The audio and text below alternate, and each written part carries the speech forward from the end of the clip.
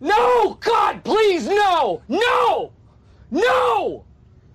No! Don't have an ordinary Monday. Have a Burger Monday at Beef O'Brady's. Stacked high with fresh Angus and fries, just $5.49 all day. Beef O'Brady's Burger Mondays. Nobody outbeefs beefs. Never mess with another man's sandwich. Like Beef O'Brady's new prime rib sandwich. Pure indulgence on a French baguette. Or Beef's new pulled pork sandwich. Get $5 off at beefobradys.com.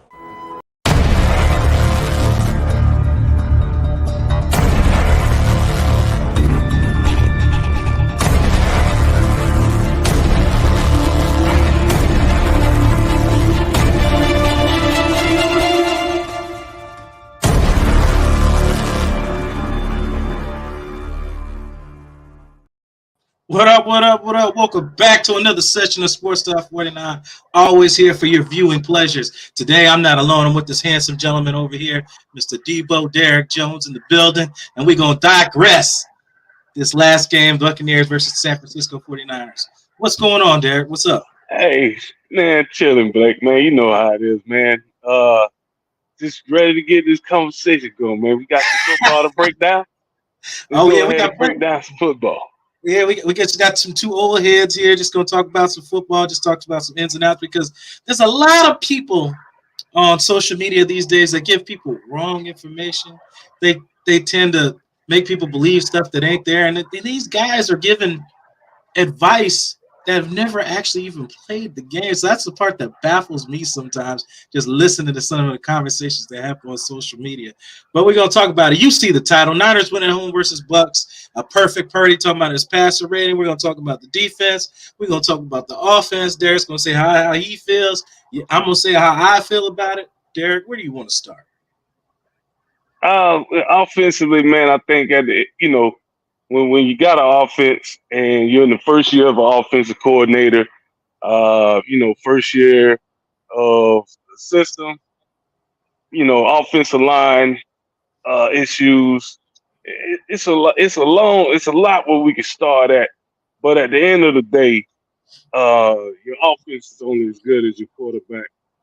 And at the end of the day, if we're, I don't know where we're ranked in the league as far as numbers wise, but I know points wise we got to be somewhere, down near the bottom. As far league as average is 22 points. Yeah, league average is 22 points a game, and they've scored numerous games under that. So it's not you're in the probably. I don't know where it is exactly. I'll pull it up as you're talking, but I know it's in the bottom 10. It's got to be. Well, and that's not good enough, man. I mean, last year, I'm going to go back a little bit. So, last year we had Brady here and we had Byron Leftwich as the offensive coordinator. And last year it was a systematic issue last year as far as I'm concerned with the offense.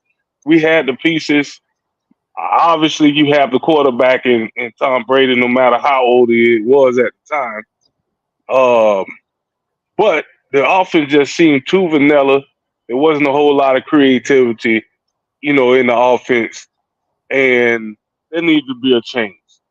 So this year, under Canales, I feel like I've seen a lot of different variations of play sets and route combinations in the passing game. And I'll give him credit. We haven't been a great running team, but he does still try. You know what I'm saying?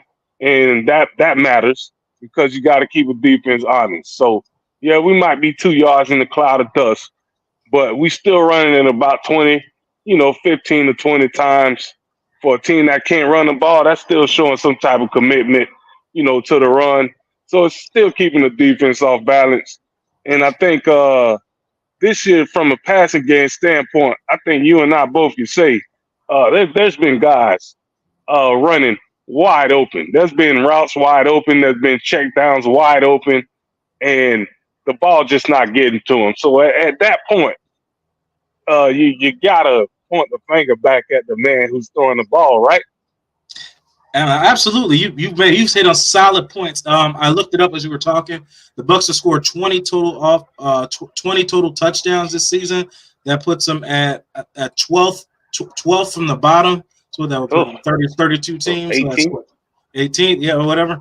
Anyway, that's where they're at right now. So like I said, they're down there near the bottom. They're not up at the halfway point, but it could be better. And that's why I like to jump on posts where people are talking about there's no schematic to the team, to the offense. I'm like, yeah, because you guys can't see the whole field, whether you have all 22 access or not. That's why I like posting those to try to educate people on what's really going on. You see these routes.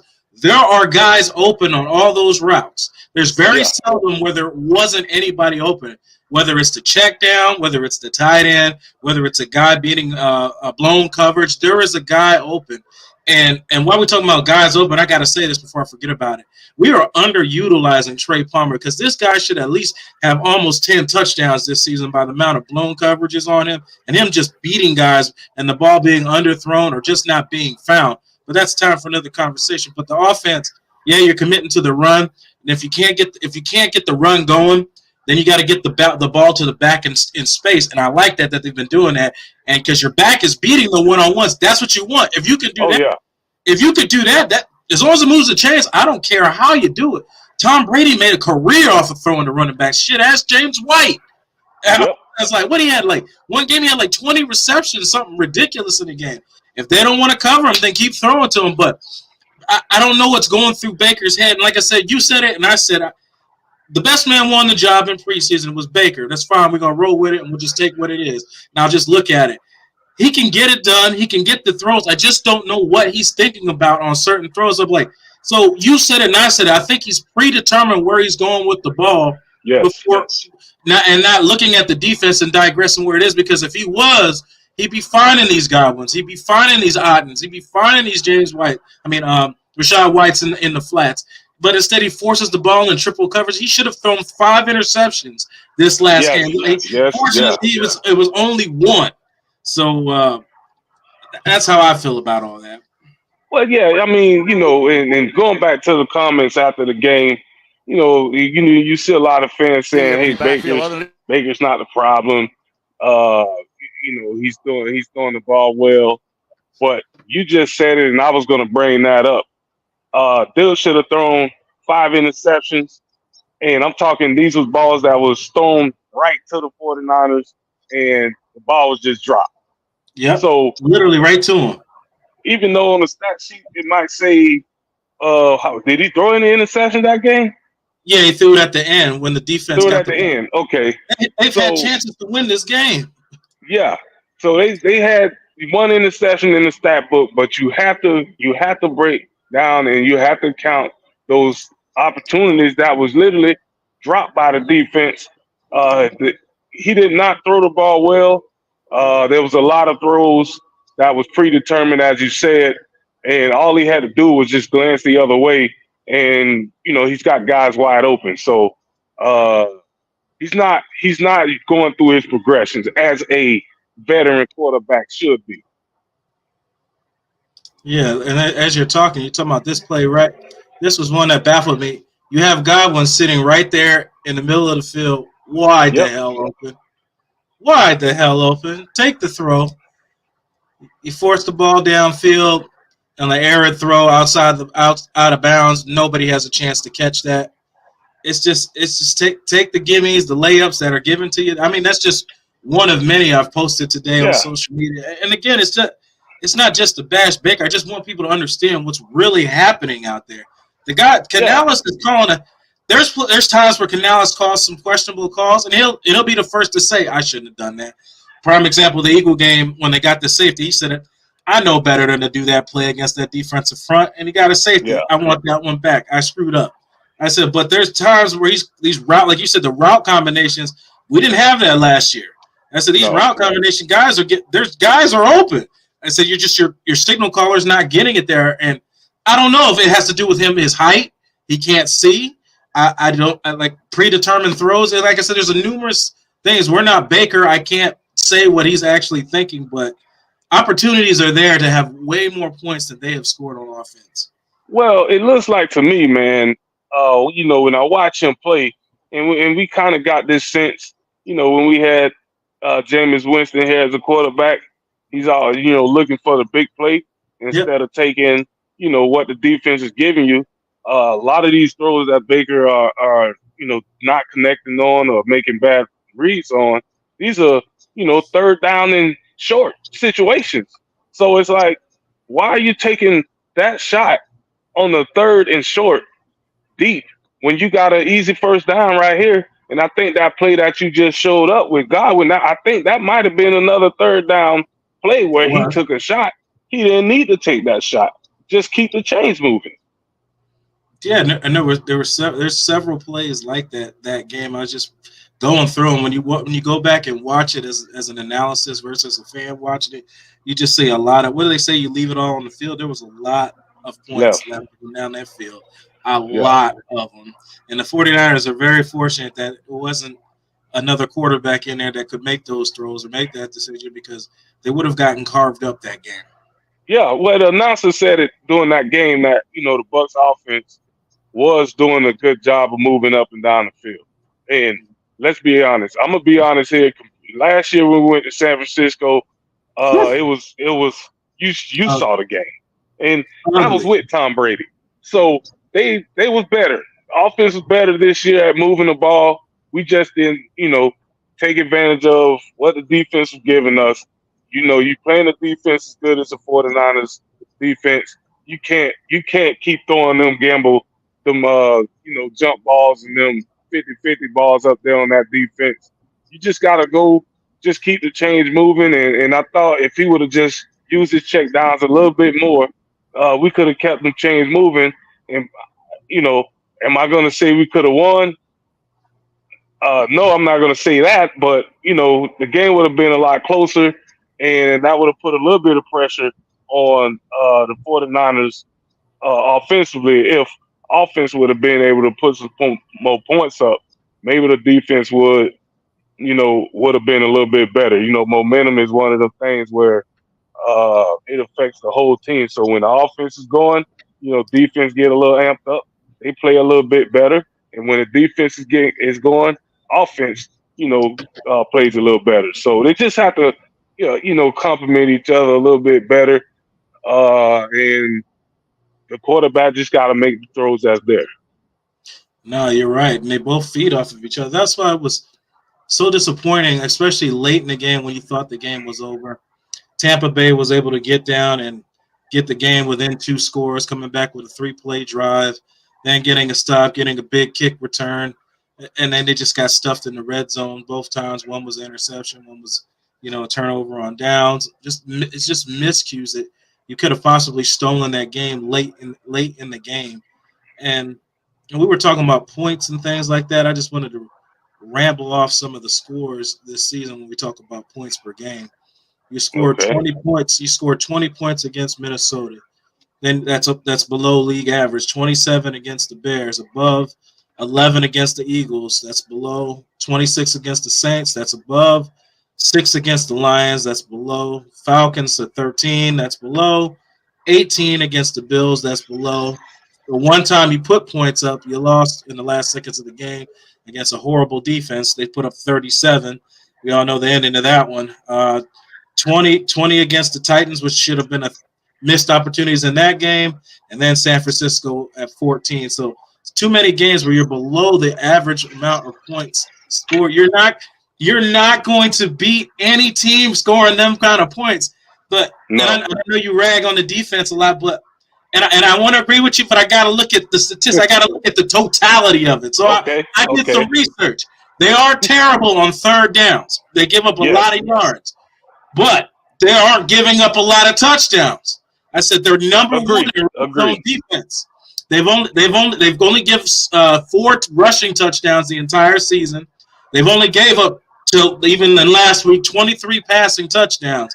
So the defense has only given up 27 total touchdowns in 10 weeks in a passing league. That's not bad when you look at it that way. But when you look at the game, it just looks like they're getting shredded, which they are. But they're not allowing people to get into the end zone. It just looks bad because we're not scoring any points. if we're scoring points, I don't think that emphasis goes so much on it. So, when people are saying, fire Bowles and the defense is bad, Yeah, I'm like, no, I don't agree with the fire Bowles, man. He's been a defensive coordinator his whole career. He's regarded around the league as one of the top defensive coordinators in the league. Hey, it's not his fault if people in our secondary can't stay healthy. I mean, it seems like every single game that these guys, every other game that they dress, one of them is getting hurt. But the next game, the other one is getting hurt. You're never healthy at the quarterback position. And they got paid. Hey, man, I didn't want to say it. But, one of those guys are about the third highest paid player on the team.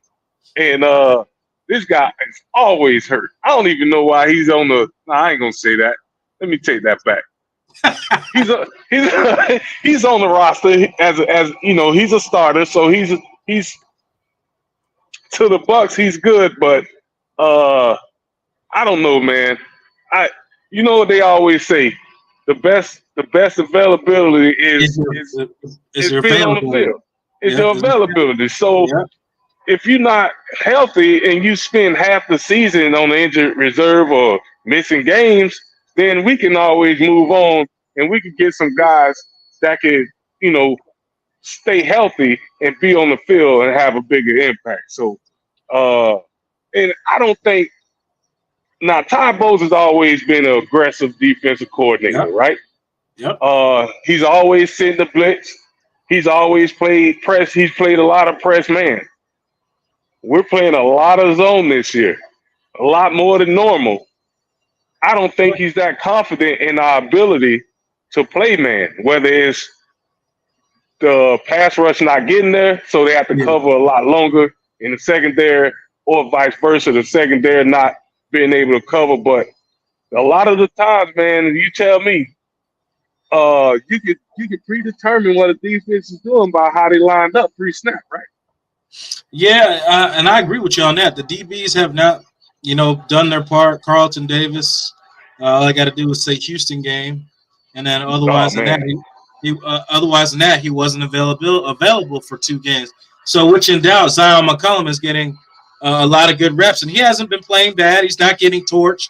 AJ Brown, kind of did him bad in the Eagle game, but AJ Brown's doing everybody bad all year long. So if you're gonna get beat bad, that's a guy that's doing it to everybody. But you're talking about Jamal Dean, and getting beat vertically with Brandon Ayuk. They liked that matchup. They tried to go to it earlier, and Dean was able to break it up. But that was that first series in that third quarter where he got smoked on a go route and did a desperation dive where you had no chance of getting that ball and then come up injured. I'm still trying to figure out how he got hurt every time I watch it. Hey, I'm not trying to rag on you, man. I'm not trying to rag on you, D. I'm just trying to figure out how you got hurt. I was just on the D. I watched this several times, just trying to figure out was it the dive? I don't know. Well, they said it was a foot injury, so I mean maybe he put too much pressure on his foot when he was trying to jump up for the pass. I don't know, but it's ironic that you get blown by. We've seen it. Both of them do it. When they get beat, something always wrong with them. So, and then the killer one is the Texan one where he got a concussion on the guy ran a slant route. I'm like, you didn't even get hit. How did you have a concussion? I don't understand. I'm just trying to figure it out. But Dean's got to figure out whatever he's got going on, because I know on vertical passes he's usually not the one that gets beat because he has more speed than really good. Carlton's not a speed guy. Now you go underneath and run those underneath routes. Oh, Carlton's got you on those, but vertical routes and fast receivers, that's how you beat Carlton. Yeah. So let me ask you. Yeah. Would Carlton Davis fare better as a nickel? That's and I know that's probably the toughest spot on the field. In the middle of the field trying to cover a receiver, I don't know. I know they used to put Sean Murphy Bunting there. Yeah. I can't remember if Carlton's ever played in that slot position, but he's paid. If they want to do that, they can do that. You come up and press the slot receiver. and then put Zion on the outside. I don't know. I mean, it's something to think about. I mean, at this point, I mean, and in a few games, we're going to be at a point in this season where it's time to start evaluating, right? Because you know you're not going anywhere. Yeah, you can say that the South is still close, and you know the division is up in the air. But if you fall 3 or 4 games below 500 this late in the season, that's pretty much a recipe for, hey, it's over. We'll see you next year. You know what I'm saying?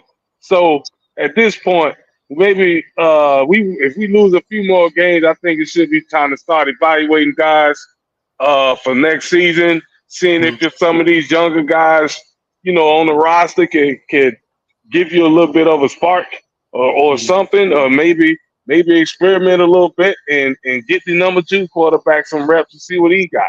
I mean, you have to at some point you got to see. I mean, you drafted, you know, Kyle Trask, we thought, to be the eventual replacement for Brady whenever he was done, you know, playing as a Buccaneer. That's what we were told. I'm just telling, not my words. They told us this. So Brady retires and Baker comes in. Yeah. And there was supposed to be a quarterback competition. Now, I know you paid attention a lot in training camp, and a couple other guys that I'm close to that report on the Bucs pay a lot of attention to training camp. And we all watched the preseason games.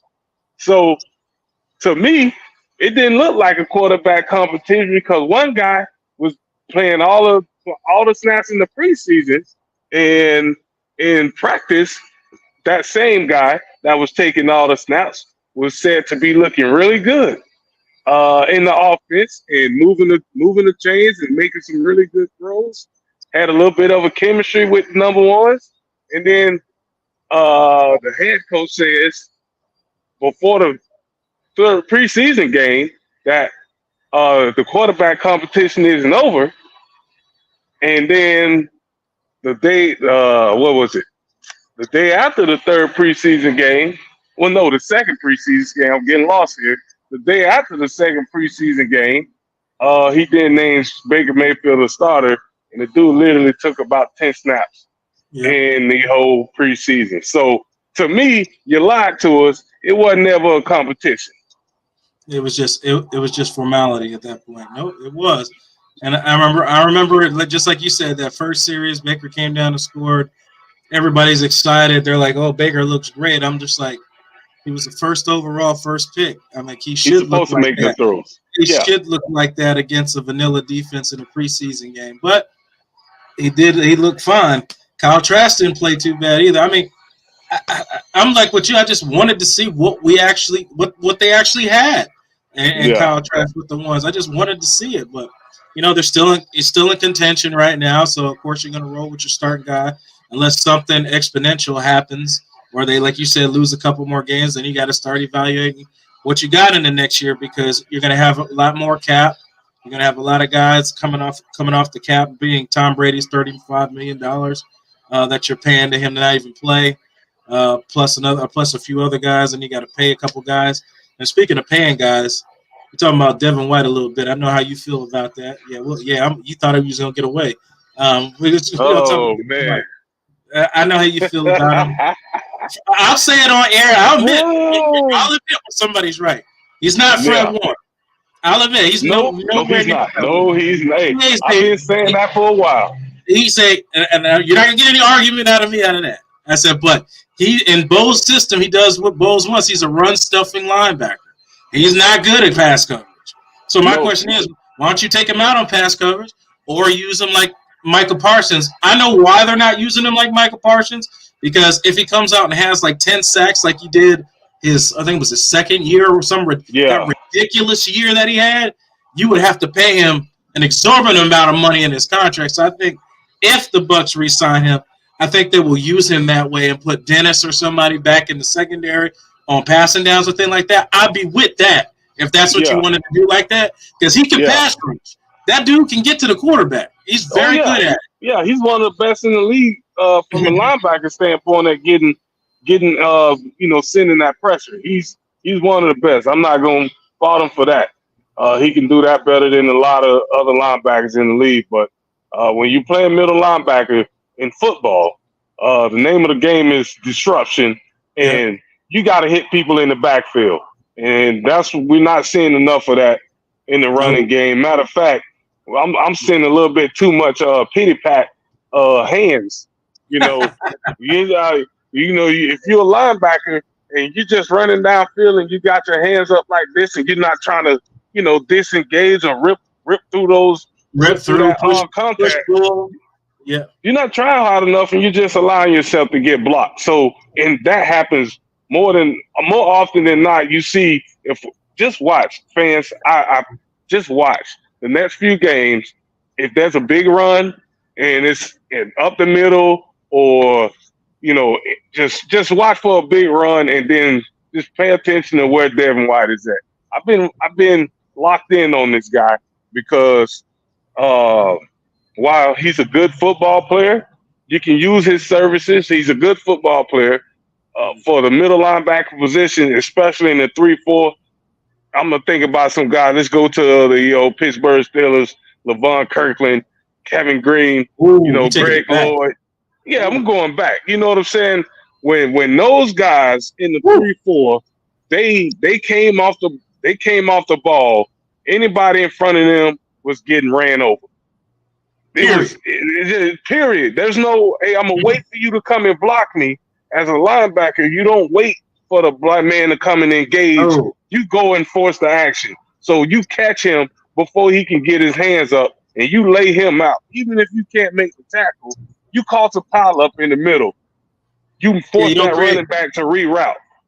Right. It's just like, if you don't understand what Derek means, he means when you're a linebacker, you have a gap responsibility, and you have to have gap integrity. So if you run around a blocker, you've just created a huge gap for the running back to run in. Just like you said, even if let's just say you run up on the guard and you get pancaked, you created a pile. You created a pile. You didn't create a gap to run in. You created a pile. Now the back has to pick a way to go, and hopefully you've got pursuing defenders coming in there. If not, that's another conversation. But you've at least had gap integrity. You can't run out of your gap, creating gaping holes to a running back like Christian McCaffrey. You cannot do that. Yeah, and I see too many times with our linebackers. I'm not gonna say so much Levante, because you see Levante, diving in there. He get after it. In the running game, he one of the best linebackers in the league against the run and in the pass. But, for some reason, everybody thinks Tampa Bay Buccaneers defense, and the first name they bring up is Devin White. Like he's our number one guy. I don't feel like he's the number one guy on his defense. I think it's Avonte Davis still. That's disrespectful to David. Yeah. And all the work he done all these years, he's second in franchise history in tackles or something like that. Yeah. And hopefully, he ends his career as the number one guy. I like to see that. I mean, he's a tackling machine. And I'm big on Levante David because due to the nature of the game and where we've gone as far as the passing league and rushing the passer, he's an outside linebacker. That's his position. In Todd Bowles' defense, he's playing inside linebacker. And he's still making plays. Now, the other guy who's supposed to be an inside linebacker, he should be making those same plays. He's younger. He's faster. I would think he's a little bit stronger. He's got a little bit thicker build to his body. He's not making those same plays. So, to me, White is I don't know, man. As a middle linebacker, I really don't like him because I don't think he's in the 3-4 defense. I don't think he's a middle linebacker. Like you said, maybe they could use him as an edge rusher coming off the edge, but then you have to get into the Michael Parsons category, and he'll get that $100 million he wanted if you put him out there and let him just go get it. I think he'll be that type of guy. Absolutely. But they're not going to use him that way maybe if they lock him up long term, then you can play around. You listen to it right now with me and Derek. If the Tampa Bay, I'm going to say right now, if the Tampa Bay Buccaneers decide to re-sign Devin White, you can guarantee he'll be coming off the edge and everything next season, because they'd be in their worst interest to do that now, knowing you have to pay him next year. You cannot let him get 10-plus sacks or anywhere near that, and then come contract time and not be a deciding factor in how much money you pay him. You said it now. Yeah. We said it here. So just pay attention. If it comes up and he does get re-signed, I'm not saying not re-sign him because he's an asset, but that $100 million mark that he's talking about, listen, we have to talk about that one. That's a lot of money, man. That's a lot of money for a guy that's, a middle of the road middle linebacker, I would say. You making that kind of money, you got to be top 5, and there's no question about it. A guy that really didn't show up on the radar too much this game was Anton Whitfield. Kind of disappeared this game. Usually comes up with a big play or something in this game. And that's a guy who's going to come up in the contract. I know you're not going to disagree with. You have to lock him up because. Oh yeah, you got to lock him up. That guy's too valuable to this defense. Yeah, he can play. He could play box. He could play over top. That is the kind of player that every team wants. Yeah. And if they somehow let that slip away, this team is going to be hurting. Yeah. He's been high level to elite since the day he came in, and you got to lock him up before anything. Whenever his time comes, you got to make sure you lock him up. There's no, well, we're going to see or we're going to franchise him. Nah. You'll make a mistake by franchising him. No. You gotta lock him up. Pay him. You gotta pay him. You let Joe Tryon go. Yep. You let Joe Tryon go. You lock up Winfield. I would have liked to see him, do it as soon as the offseason comes. Don't even let that whisper even come out there that he's coming into the free agent. Get that done. If Levante David is able and wants to play, you bring him back again. I don't see his play dropping off any this season. Oh no, no. Unless, like I said, unless he wants to. I know I talked to Ron, his agent, a lot, and Ron's always told me on the show several times. Said if he's able enough and healthy enough to play, he's going to play until he can't do it anymore. So I mean, right now it looks like he can still do it. And then the other question comes with the Mike Evans situation. What you're going to do with that? So. Well, to that, if you can get him re-signed, you do it because, again, he's a playmaker. But you have to be careful about exactly how much you give him because you don't give new contracts based on past performance. You actually give new contracts based on potential and what they're going to do years down the line. So if people are saying you pay him whatever he wants, then you're basically paying him for the past. But that's a lot of money. So is he going to be able to maintain this level of production in 4 to 6 years? And I forgot one more. That one and Tristan Wirfs you got to pay. Yeah. Yeah. Hey, Tristan Wirfs. But hey, Buccaneers, you see this finger? You see this finger? That's Uncle Sam. Listen here. Listen here. You pay Tristan Wirfs whatever he asked for. This man has been the best right tackle. What you need? What do you need, man? Listen, he's been the top right tackle in the football since he came into the league. He's transitioned to left. He just gave up his first sack of the season this past Sunday. You have the best lineman in football on your roster. You pay him what? Yeah, the most serious face. And I don't think anybody's going to argue that because everything you said is valid. And you gave up a first sack to a premier pass rusher. Yeah.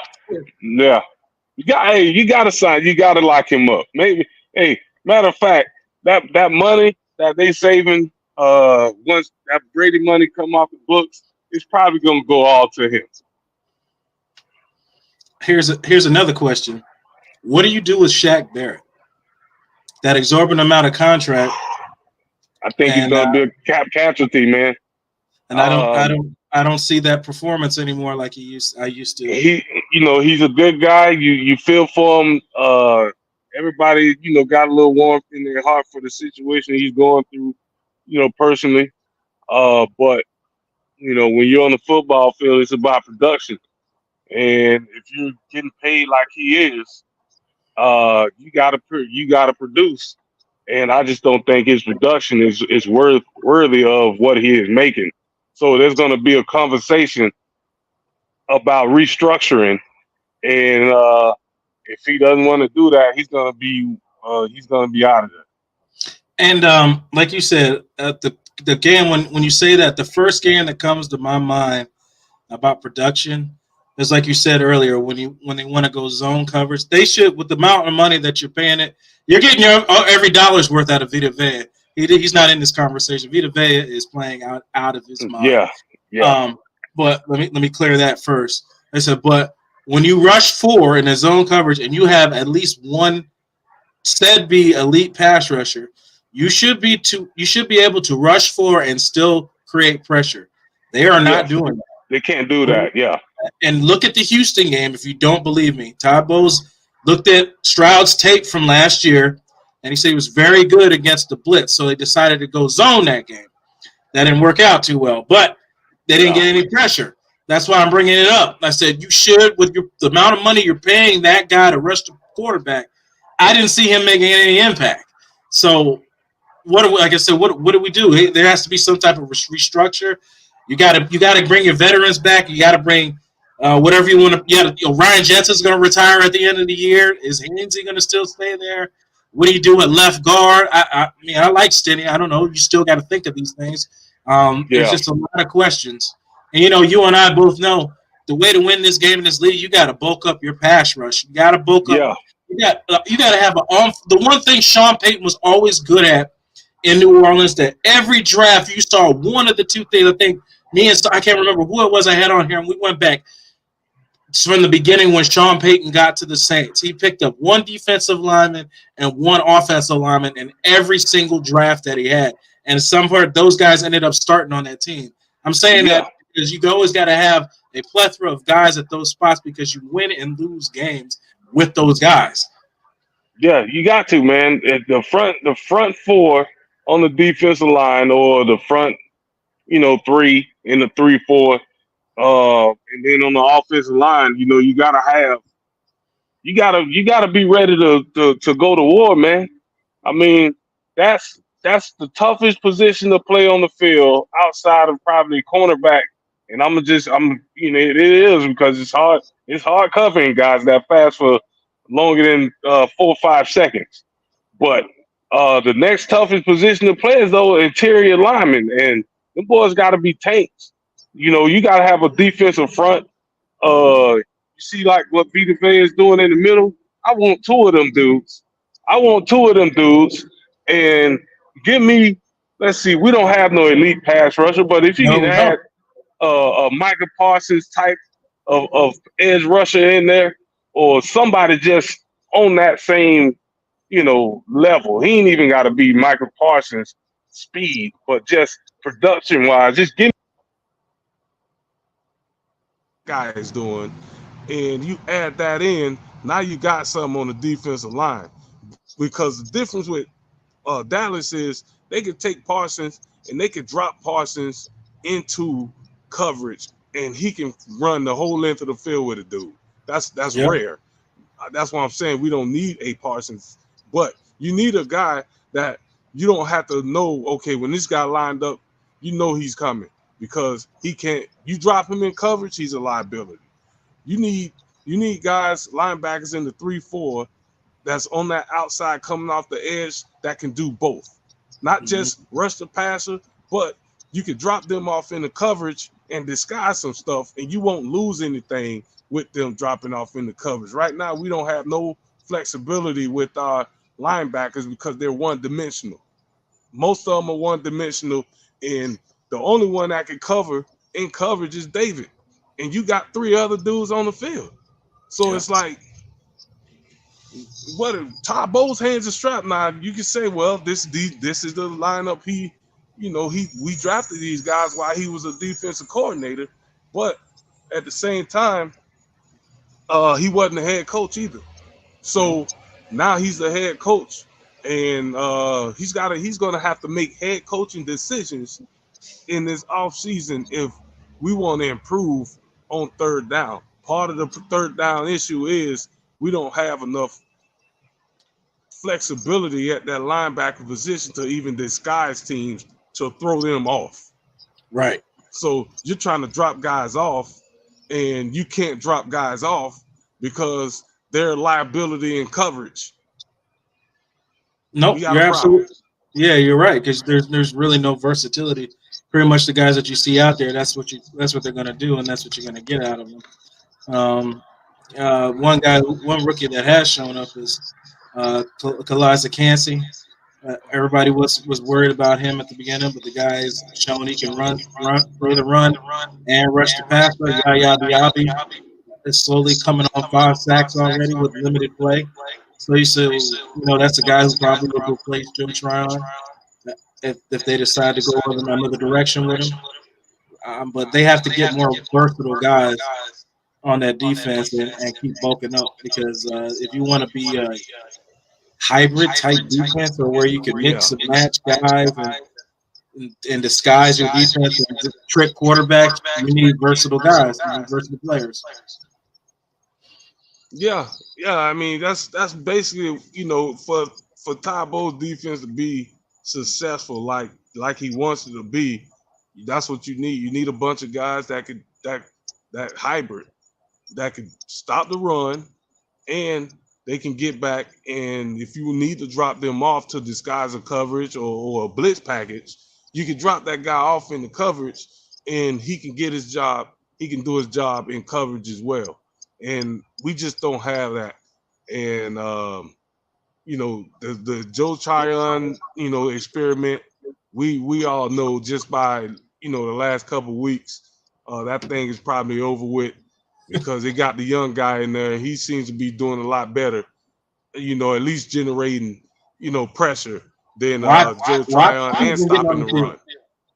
Yeah. Marquise Watts has been getting on the field too. Yeah. So they're slowly moving their way on to push him out. And Watts was the one that made that play against the Titans quarterback hit where Antoine Winfield got the pick with the QB hit. That was Marquise Watts that got that hit on that play. And they only played like 5 snaps, 5 or 8 snaps or whatever, and made an impact play in those plays. So that's where we're at right now. Bucs play. Why am I brain farting? I know who they play. Oh, the Colts at home. Colts on the road next week. Yeah. Colts on the road. It's gonna be a tough game, man. The Colts. That's gonna be a tough game. If another big people don't know about the Colts, their team kind of on the in between like the Buccaneers. They got a young roster. Offensive line is pretty decent. They can run the ball. They will challenge us. Rushing the ball, and even though Richardson got hurt early in the year, what's the quarterback name? I always forget his name. Well, Minshew, ain't it? Yeah, Gardner Minshew, and he's kind of holding the fort down at the quarterback position over there, and he's done some good things, and they've stayed competitive in all their games. So that's going to be a tough matchup. Anytime you go on the road, it's always tough, and they got to come ready to play, man. I want to keep this division in arm's reach once we get into the month of December, right. But they got to play better, and I think as a coaching staff, they got to be better at just figuring out and putting guys in position, and putting the team in a better position. But offensively, Canales, I've been happy with him. His play calling has been good. He's mixing things up, and it's not all on him. I know he'll get up there at the podium and say it's all on him. As a head coach, you're a leader. You take the fall anytime that you're going through struggles. But at the end of the day, you call the play, and then the players got to go execute. So if they could go do that, and Baker could just, take what the defense give them, we should be a competitive game. Yeah, they're going to have to score more than 18 points to win this game, because if you do that, then you're playing right to what the coach want to do. You're going to have to score at least 28 points to get away with this game, because they're going to run the ball heavy, play action, and they have a good defense. Yeah. So we'll see what happens. Any final thoughts, Derek, before we get out of here? No, man. Final thoughts is this. When you guys hear me in the groups, or read my replies in the group, just know this. I'm a Buccaneers fan through and through. I was born and raised in this area, and that's my team. I don't root for anybody else. But at the same time, as I've been doing my Rat Pack Sports Show for a while. Blake, me and you, we go way back, and we've been doing this a while. So when you're doing what we do as fans, you got to take the goggles off when it's time to break down and really get into the gist of where the team is struggling at, and just being constructive with the criticism that's happening within the team. Don't take it personal because we telling you you might think somebody's playing well and they're not, because at the end of the day, me and Blake watched the game different. Like, we played the game. I played multiple positions on the defensive line, pretty much played every position on the defensive line. I played outside linebacker. I played on offense. So I've sat in the film room on both sides of the ball. We've learned how to watch film on both sides of the ball. And when we watch the game, we don't break down the end of the play. We break down everything in the middle of the play.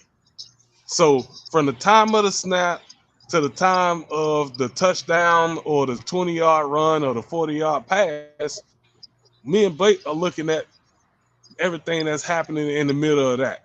And a lot of people don't understand or know or even see all that happens in there. So when we come to the table, we might be talking some, a different language, and you guys not understanding it, but we just giving you an honest breakdown, man. Hey, there's a lot of people that do what we do, that they are homers. Oh, yeah. We're not gonna say there's a lot of those. It's a lot of those. We don't want to be homers, man. We want to give y'all the real deal and educate at the same time. So when you're watching the game, you're gonna start seeing the stuff we're talking about, and you're gonna be like, you know what? Blake and Debo was just talking about that on Tuesday. In the next game, you might see what we're talking about. Just pay a little bit more attention to the details. Yeah, that's it. Don't get so caught up. Don't just shut up seeing the game. Watch what's going on. Watch. See the totality of the play. Is basically what he's saying. And my final thought. Yeah. Lay off the fire Todd Bowles thing. Lay off of it. You don't want to go back down that rabbit hole. I'm gonna tell you right now what'll happen if you decide if you want to rally and fire Todd Bowles. You're gonna lose a lot of these players because these players love Todd Bowles, and then you're gonna bring in another guy who's not gonna know how to use these players that Todd Bowles got. I've said it before and I'll say it again. Todd Bowles, the Super Bowl winning defensive back for the Washington Redskins at the time. He's played defensive back his entire career. He's turned guys that you didn't know their name into decent players. So the guy knows what he's doing. Whether or not they execute what he's saying is a whole other thing. When you got to cover a guy one-on-one and you're falling down, that's not the play call. That's the player. So I just don't want to go back down that road of just bringing in coach after coach. And you won't get free agents that way because you have no stability there. I just don't want to go back down that road. That's my final thought. Yep.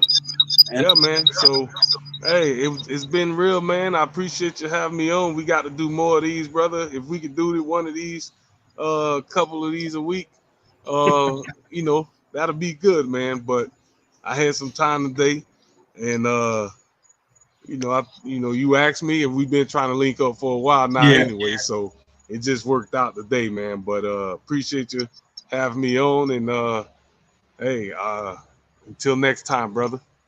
Yep. I'm Blake Anthony. This is the great D-Boat, Derek Jones. We'll see you guys next time. We'll end this as we always do. You're the master of everything. What you do with your life, what you do with it is entirely up to you. Thank you, guys. God bless. And Adams Candles. Yep. Hey.